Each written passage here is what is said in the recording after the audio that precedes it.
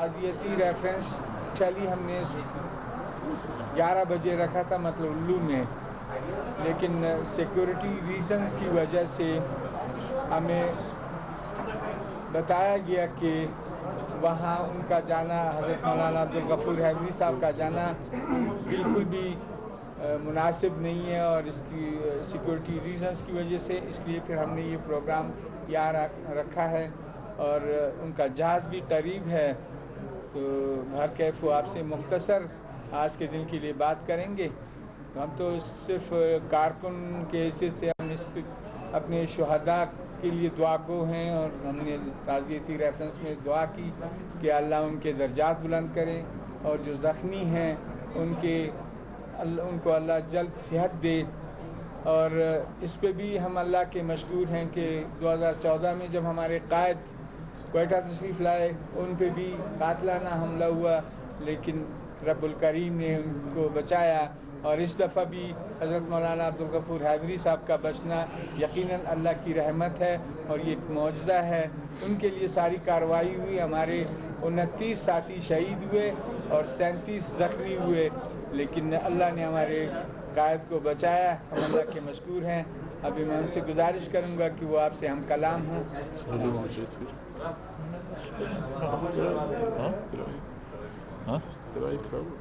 بسم اللہ الرحمن الرحیم۔ حضرت دنیا کے اندر خوشیاں بھی آتی ہیں، غم بھی آتے ہیں، یہ تو انسان کی زندگی کے دو جز ہیں۔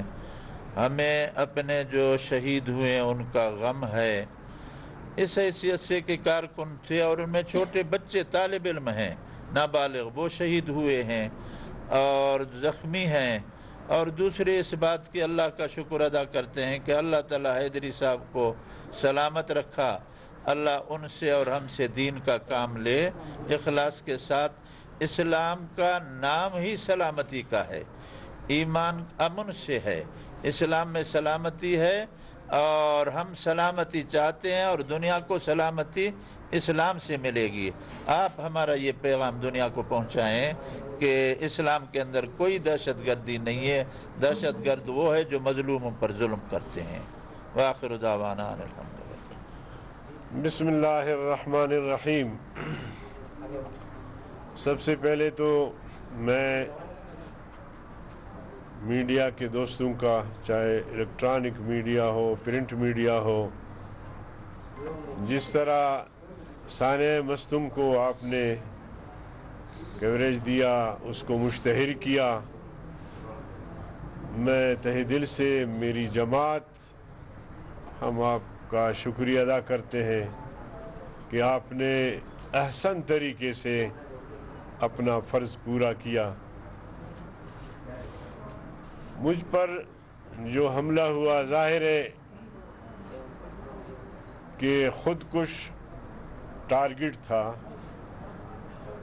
کوئی عام حملہ نہیں تھا، ٹارگٹ میں ہی تھا۔ اللہ نے ان لاشوں سے مجھے صحیح سالم نکالا۔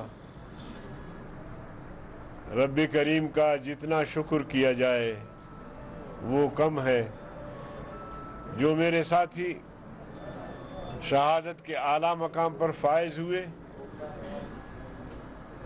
ان کے خون سے انقلاب آئے گا، تبدیلی آئے گی۔ شہید کی جو موت ہے وہ قوم کی حیات ہے۔ رہی یہ بات کہ حملے میں کون ملوث ہے، کون سی قوتیں ہیں جو جمعیت علماء اسلام کے قائدین پر حملہ کرتے ہیں، ان کو اپنے مقاصد کے سامنے رکاوٹ سمجھتے ہیں، مذموم مقاصد، ان قوتوں کو سب جانتے ہیں۔ اعلی کار کون بنتا ہے، سامنے کون آتا ہے، کوئی کسی کا کسی طرح نام آ جاتا ہے، मगर ये इंटरनेशनल मसला है। भारत जिसने पाकिस्तान की आज़ादी को आज तक तस्लीम नहीं किया, उसकी मुसलसल रेशा दवानियों की वजह से पाकिस्तान अदम इस्तेहकाम का शिकार रहा। लेकिन भारत को मैं बावर कराना चाहता हूं कि पाकिस्तान अब एक एटमी क़ुव्वत है। पाकिस्तान के पास एटमी फ़ौज है। पाकिस्तान कोई तरने वाला नहीं कि कोई उसे हज़म कर सके। इंडियन एजेंट पकड़े गए, उन्होंने कहां पनाह ली थी, कहां से वो पैसे भेजता था और यहां कार्रवाइयां होती थी। हमारे पड़ोसी मुल्क जो हमारे हमसाए हैं, बड़े अफसोस से कहना पड़ता है कि हम तो उनके साथ हमसाए जैसा सलूक करते हैं, लेकिन वो भारत का आलयकार बन के, कठपुतली बन के पाकिस्तान को नुकसान पहुंचाना चाहते हैं। पाकिस्तान कायम रहेगा, इंशाअल्लाह जमीयत उलमा इस्लाम मजीद तरक्की करेगी। इंशाअल्लाह। यहाँ 14 अक्टूबर को मेरे कायद मौलाना फजल रहमान साहब पे खुदकुश हमला हुआ। दुनिया समझती थी, कुफरी ताकतें समझती थी कि या शायद अब ये तहरीक कमज़ोर पड़ जाएगी, लेकिन आपने देखा 7, 8, 9 अप्रैल को पेशावर में 50 लाख इंसानों का इज्तिमा करके हमने दुनिया को पैगाम दिया कि इस तरह बुज़दिलाना कार्रवाई से जमीयत की तहरीक नहीं रुक सकती, बल्कि ये बढ़ती चली जाएगी। 3 दिन का ये इज्तिमा जो हमारे कारकुन उसी पिंडाल में रहे, वहीं सोए और पुरअमन तौर पर मुंतशिर हुए, एक वाक़या भी रूनुमा नहीं हुआ। हमने ये साबित कर दिया कि अगर पाकिस्तान की हुकूमत हमारे हवाले की जाए तो इंशाअल्लाह पाकिस्तान को हम मुस्तहकम भी बना सकते हैं और पुरअमन भी बना सकते हैं। बल्कि मेरी क्या अदद की सलाहियतें इतनी हैं कि अगर बड़ी सी बड़ी ममलिकत की क़ियादत में हमें मिल जाए तो हम उसको अमन का गहवारा बना सकते हैं। तो ये अल्लाह का शुक्र है कि हमारे अंदर वो सलाहियत भी मौजूद है, वो हौसला भी मौजूद है। और आज भी मैं वाज़े करना चाहता हूँ दुश्मन कुव्वतों को कि इस तरह की बुज़दिलाना कार्रवाई से ये तहरीक नहीं रुकेगी। इंशाअल्लाह। इस तहरीक का अगर सिलसिले नसब आप तलाश करेंगे तो पैगंबर करीम सल्लल्लाहु अलैहि वसल्लम से जाके मिलती है। वहीं से लेकर आज तक कुर्बानियों का एक लाजवाल सिलसिला है जो चल रहा है और चलता रहेगा।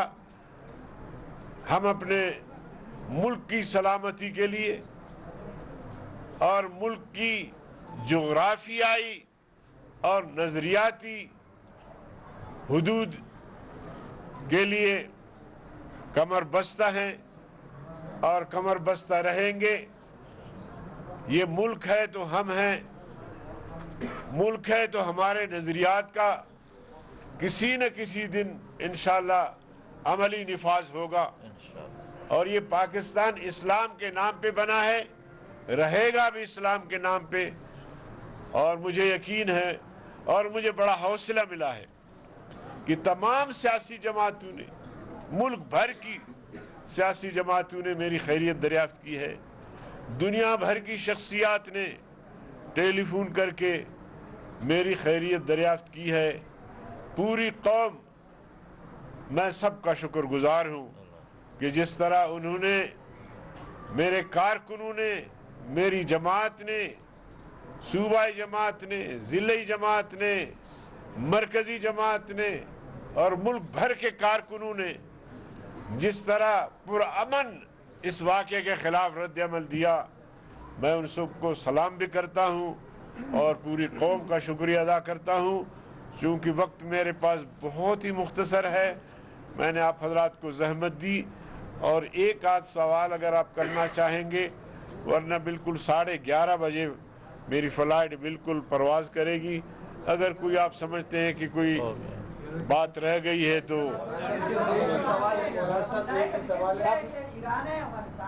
سب نے فیصلہ کیا نہیں پوچھیں گے۔ دیکھیں، میں یہ اس سوال کا جواب اس لیے نہیں دے سکتا کہ ہمارے تفتیشی ادارے لگے ہوئے ہیں اور مجھے اعتماد ہے کہ اس کا ضرور کھوج لگائیں گے، اور خدا نہ خواستہ اگر کہیں سے کمزوری ہوئی تو پھر ہمیں شکایت ہوگی۔ تو چونکہ یہ ہمارے انٹیلیجنس اداروں کا کام ہے، ابھی تک انہوں نے کوئی ایسی رپورٹ مجھے نہیں دی ہے، لہٰذا وہ بتائیں گے تو پھر میں آپ کو بتا سکوں گا۔ ابھی میرے پاس ایسی کوئی بات نہیں۔ مولانا صاحب، آپ نے صرف ذکر کیا سایہ ملک، نہ آپ نے ایران کا نہ افغانستان کا۔ اگر ہم بات کریں کہ جاسوس کے ایران سے پوشن آیا تھا، تو آپ نے یہاں پہ جو ذکر کیا وہ ذرا واضح کریں۔ میں دیکھیں، جاسوسوں کا ذکر ضرور کیا ہے کہ چاہے وہ افغانستان سے بھارت براستہ افغانستان یا بھارت براستہ ایران، ایسی باتیں تو آ گئی ہیں، ثابت ہیں، لیکن میں اپنے واقعے کے حوالے سے میں ابھی فی الحال نہ افغانستان پہ الزام لگاتا ہوں نہ ایران پہ الزام لگاتا ہوں جب تک کہ تحقیقات مکمل نہ ہوں۔ بہت شکریہ، بہت شکریہ۔ بہت شکریہ آپ سب کا۔